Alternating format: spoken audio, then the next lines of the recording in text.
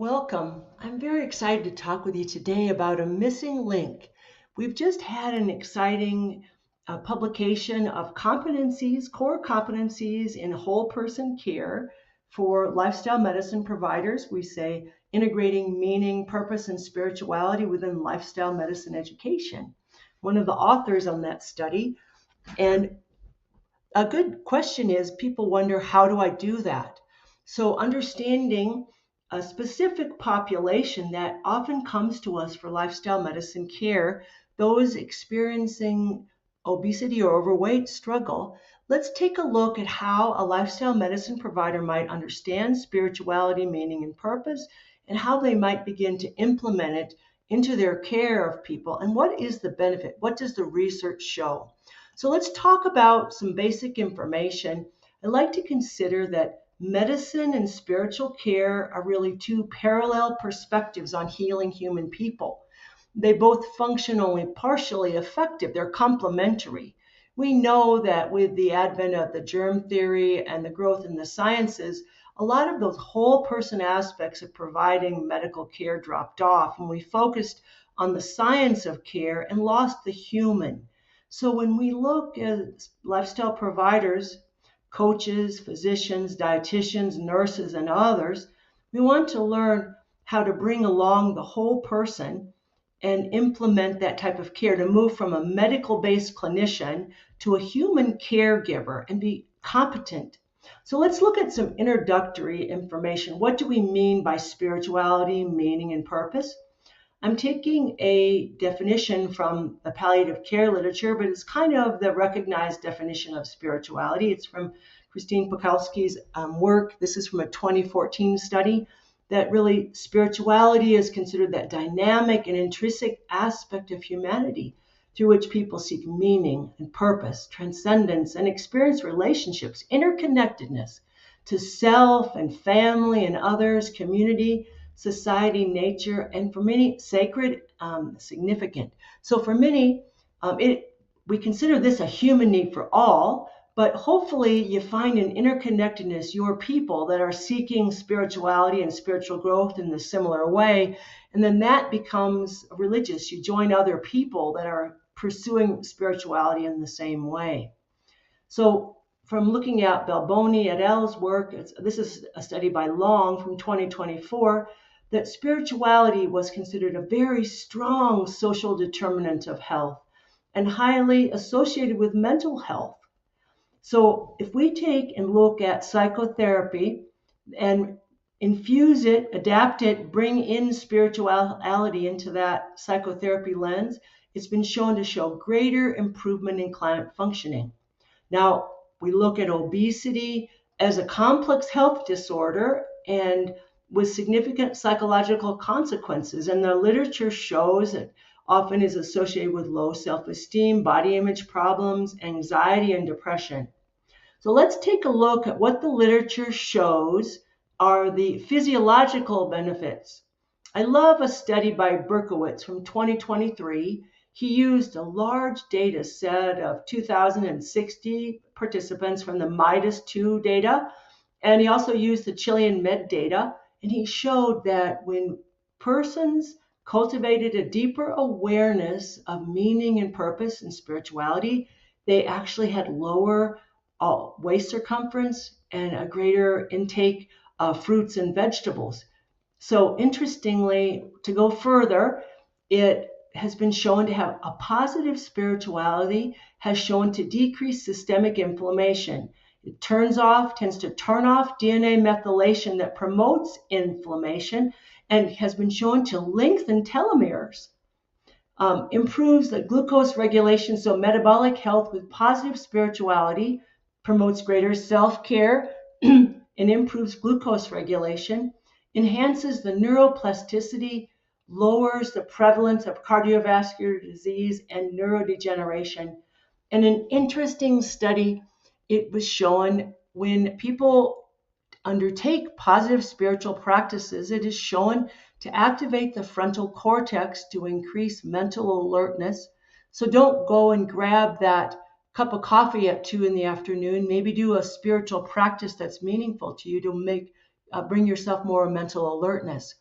And an interesting study too, they took two groups of people with metabolic illness and had one group use their spiritual practice to pray, another group just to relax in the MRI, and then they played a health message while they were in the MRI.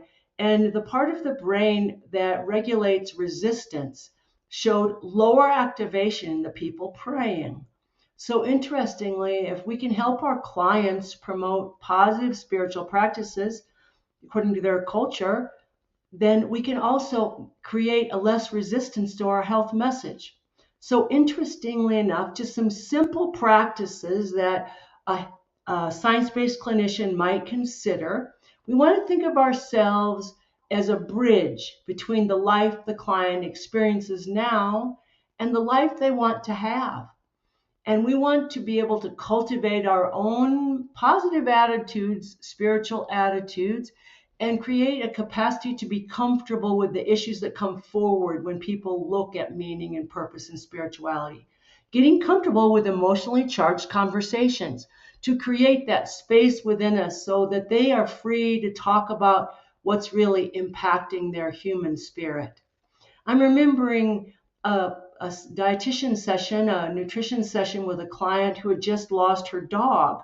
She'd owned the dog for 15 years and he died. So we did a lot of our lifestyle medicine looking at her grief and then implementing the lifestyle medicine practices, the nutrition practices that she was able to. And part of my intervention was for her to read a book on losing your pet.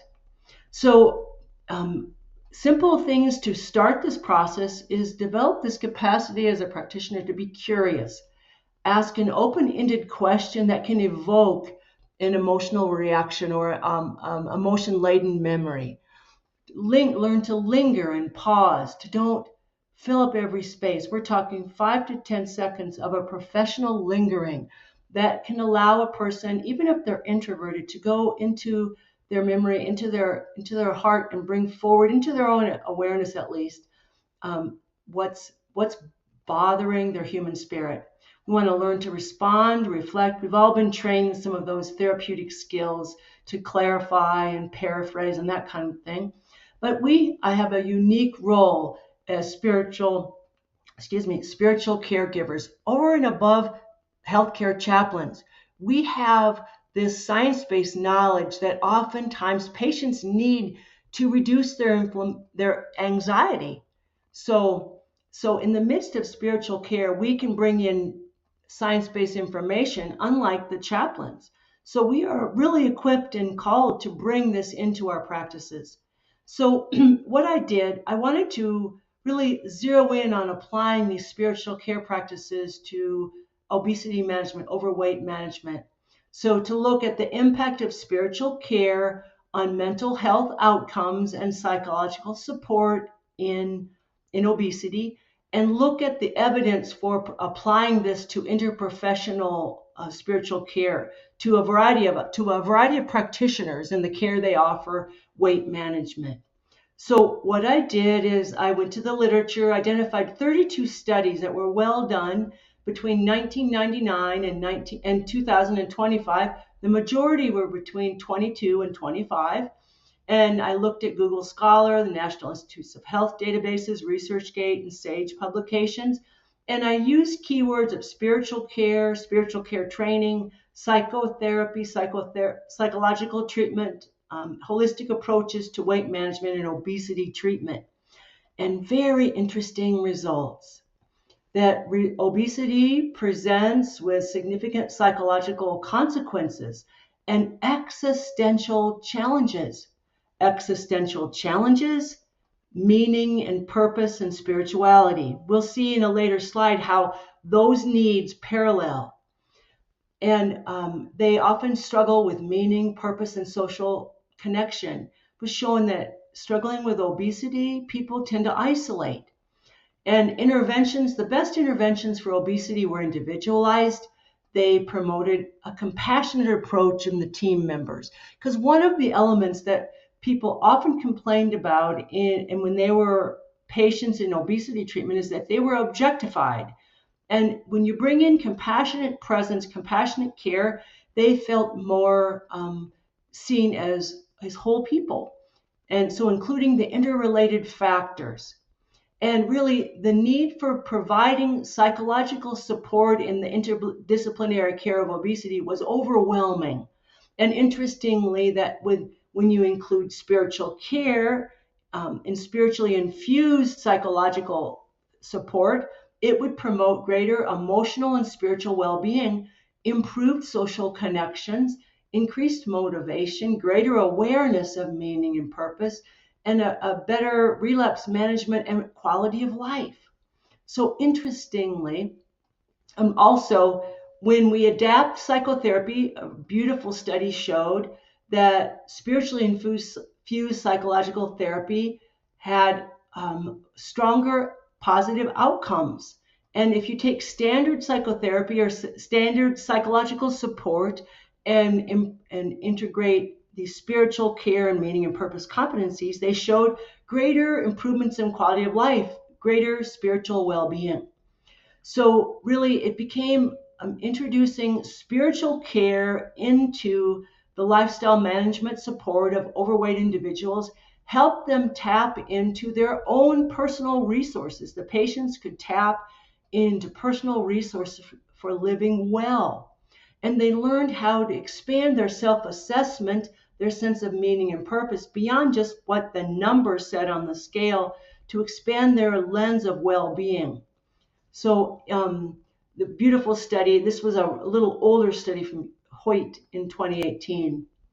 So also mental health providers tended to think that they were unprepared for offering spiritual care within their therapeutic activity. And health clinicians that were trying to offer psychological support felt like their own attitudes towards spiritual care really impacted how ready they were to offer it.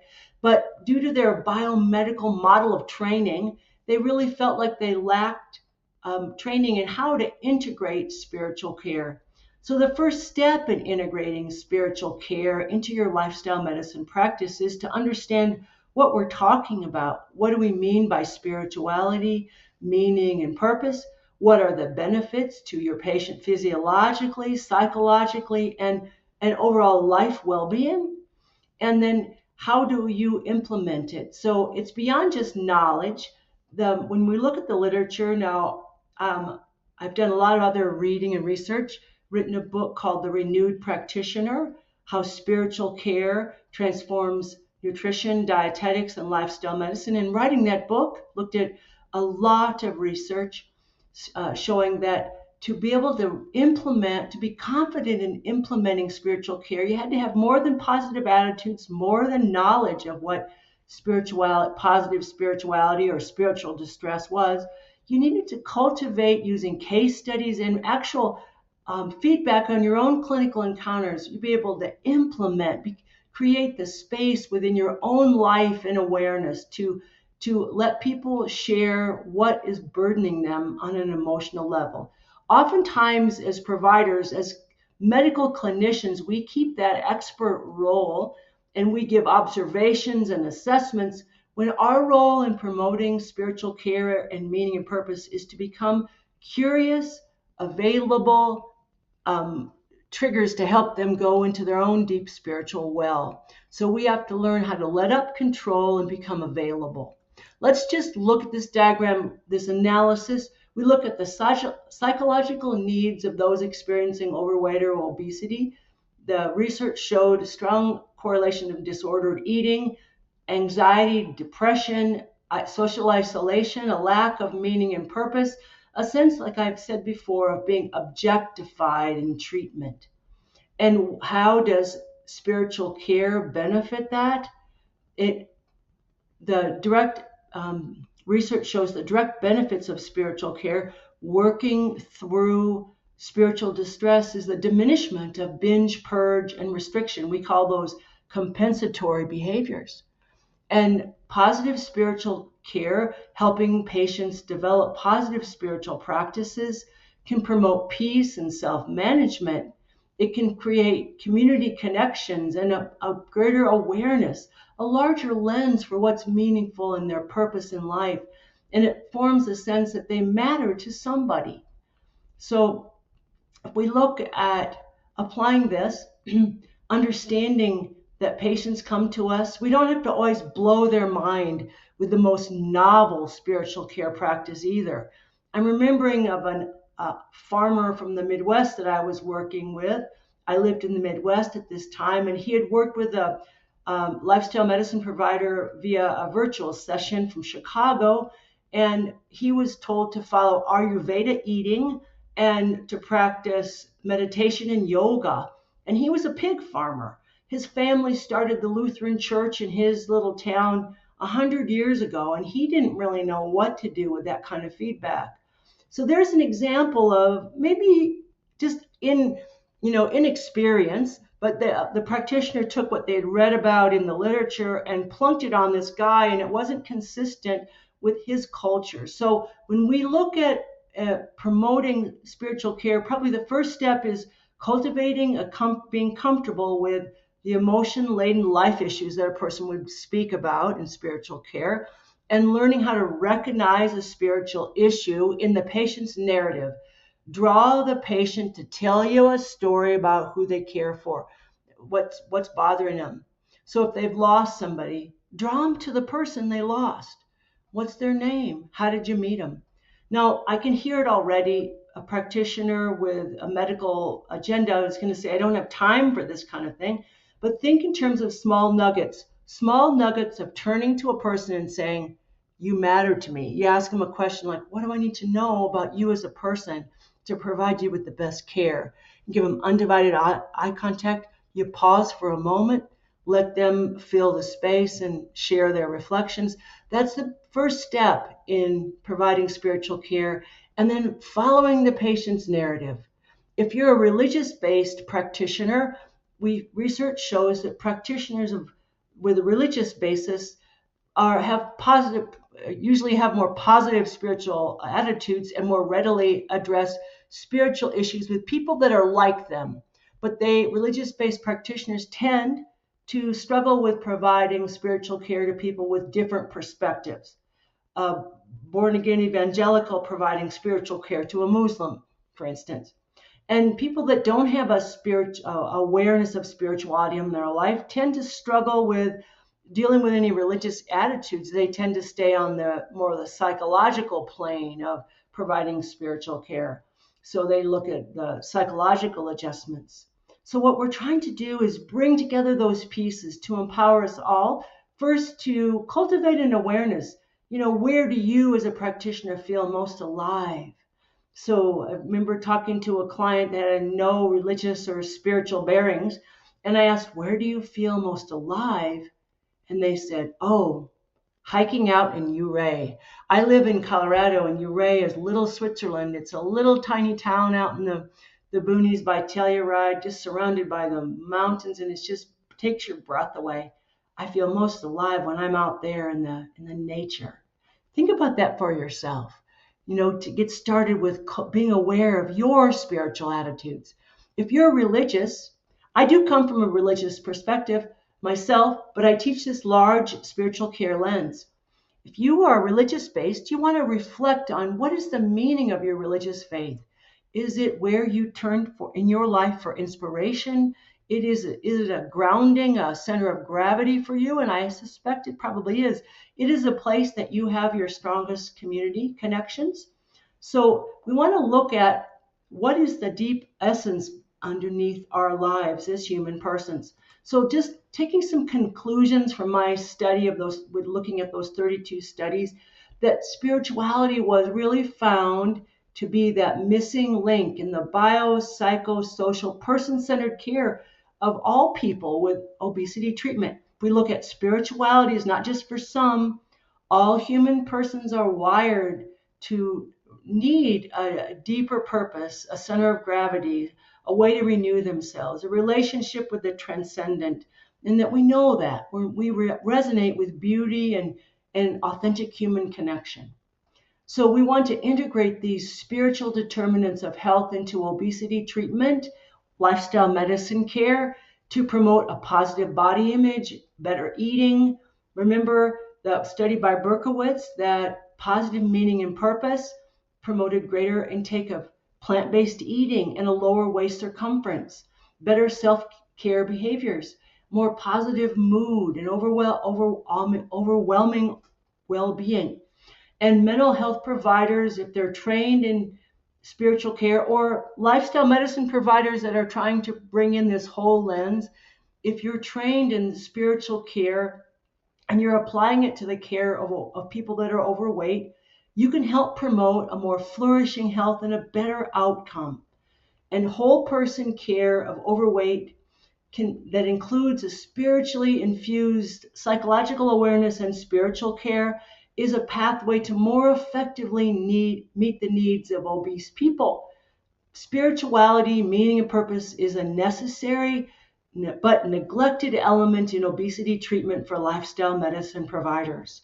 If you'd like to learn more, I'm really trying to offer as many things as possible. If you click on the link for Renewed Practitioner, you'll see I have 2 series that are anytime, anywhere courses for medical providers. Right now, they are credentialed for 5 and 6 CEUs through the Academy of Nutrition. I'm working to have them credentialed for nurses. But spiritual care tools, it's an anytime, anywhere session that would be 2 1-hour sessions that you could look at your leisure. I also have a grief care session, because if we're caring people, we carry the sadness that we've cared for people that we've lost and haven't done well. Practitioners grieve, and we need to know how to work with grief in ourselves and work with the grief that our patients bring in. We'll see in that course, it's an anytime, anywhere course called Grief Care. It's 2 1-hour sessions for 6 CEUs, and I tried to keep them cost effective. If you'd like live interactive support, I do have an 8 to 10 week course that you can talk to me about. It's called Knowledge to Mastery, Spiritual Care Training for the Health Professional, that we take actual lived interactions that we've had with clients in a verbatim form in small group, and we look at them to see how we can cultivate greater awareness. So the research shows for practitioners really to take what they know. We're really strong on what we know, to be able to implement it from an empathic place of the heart. It takes support. So using case studies, live interactions, and group support. So this live 8 to 10 week training is really a consultative group, a collaborative group of peers, and I limit it to 8 to 10 people. So contact me about that. It's been wonderful to talk with you about spiritual care, meaning, and purpose, and get you started thinking about how to implement and develop those competencies in lifestyle medicine for meaning, purpose, and spirituality. Thank you very much. And I encourage you to use my email to send any questions. I do provide one-on-one, really cost-effective renewal coaching yourself. Many of us struggle with compassion fatigue because we've lost that initial spark of what drew us into our profession after we've had to see a patient every 8 minutes in the clinic, or we encountered conflict. Clinical care is a conflict-rich environment. All those things can deplete our human spirit. So if you'd like some one-on-one support to kind of see where to start from, contact me. It's called Renewal Coaching. It's not therapy. The kind of thing that we're providing when we provide spiritual support and spiritual care is a type of companioning care. It's one friend helping another friend. It's an intimacy with formality. It's a professional friend, supportive presence. So we still maintain professional boundaries, of course, but my renewal coaching is that same type of companioning, supportive care. Thank you very much, and blessings.